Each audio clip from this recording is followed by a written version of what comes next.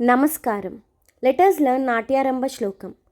Pranamya Sirasa Devo Pitamaha Maheshwarau Natya Shastram Pravakshyami Brahmanaya Dutahritam Devatanam Shirastastu Guru Namasya Samstita Vakshastaschaiva Vipranam शेषत्वनियमो भवेत् विष्णुशक्ति समुत्पन्ने चित्रवर्णे महीतले अनेकरत्नसम्पन्ने भूमिदेवी नमोऽस्तु ते समुद्रवसने देवी पर्वतस्तनमण्डले नाट्यं करिष्ये भूदेवी पादघातं क्षमस्व मे कटिकर्ण समायन्त्र